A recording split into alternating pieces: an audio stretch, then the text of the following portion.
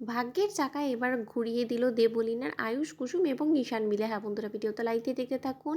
বিয়ের আসরে পৌঁছানো মাত্রই, যখন কিনা সমস্ত আনুষ্ঠানিকতা সম্পন্ন হওয়া মাত্রই, যখন কিনা সিঁদুর দানের সময় চলে আসে এবং সেই মুহূর্তে যখন কিনা দেবলীনা বলতে থাকে যে 1 মিনিট ঈশান, আমার খুব বেশি ইচ্ছা যে তুমি আমাকে সিঁদুর দান করার আগে তুমি তোমার এই চেহারাটা ওঠাও, কারণ আমার একদমই জাস্ট বিরক্ত লাগছে। ঠিক সেই মুহূর্তে যখন কিনা সেখানে ঈশান সামনে এসে হাজির হয় এবং দেবলীনা যখন কিনা দেখতে পায় যে ঈশান হাত তালি দিয়ে দেবলীনার সামনে দাঁড়িয়ে আছে, ঠিক সেই সময় দেবলীনা ঘাবড়ে চমকে রীতিমতো যখন কিনা দাঁড়িয়ে পড়ে এবং দেবলীনা বলতে থাকে যে ইস্যু, তুমি যদি এখানে থাকো তাহলে এতক্ষণ ধরে আমার সমস্ত বিয়ের আনুষ্ঠানিকতা কার সঙ্গে সম্পন্ন হচ্ছিল। ঠিক সেই মুহূর্তে যখন কিনা আয়ুষ বলতে থাকে যে 1 মিনিট দেবলীনা, এক্ষুনি তোমাকে এই চেহারাটা সরিয়ে দেখাচ্ছি। ঠিক সেই মুহূর্তে যখন কিনা চেহারা সরানো মাত্রই দেখতে পায় যে ঈশানের জায়গায় রিভু বসে আছে। ঠিক সেই মুহূর্তেই দেবলীনা বলতে থাকে যে এই লোকটাকে। ঠিক সেই মুহূর্তে রিভু বলতে থাকে যে আমি সম্পর্কে অনুশ্রীর দাদাভাই হই এবং আমি কোনো মতেই চাই না যে যে মানুষটাকে কিনা আমার বোন ভালোবাসে সেই মানুষটা এবং আমার বোনের মাঝখানে অন্য কেউ আসুক, এবং তার জন্যই রীতিমতো আমি তোমাকে বিয়ে করার জন্য রাজি হয়েছি দেবলীনা। ঠিক সেই মুহূর্তে যখন দেবলীনা বলতে থাকে অসম্ভব, এরকম একটা গাইয়া ভূত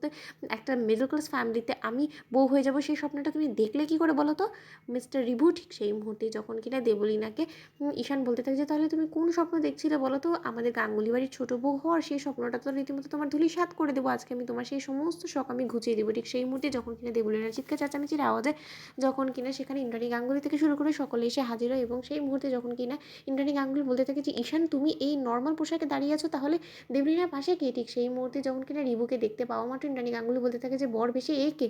ঠিক সেই সময় দেবলীনা বলতে থাকে যে আন্টি তুমি দেখেছো এই আয়ুষ এবং কুসুম মিলে আমার জীবনটাকে রীতিমতো নরকে পরিণত করে দেওয়ার জন্য ওরা এই সমস্ত নোংরা কর্মকাণ্ডগুলো করেছে, আমার বিয়েটাকে ভেস্তে দেওয়ার চেষ্টা করেছে।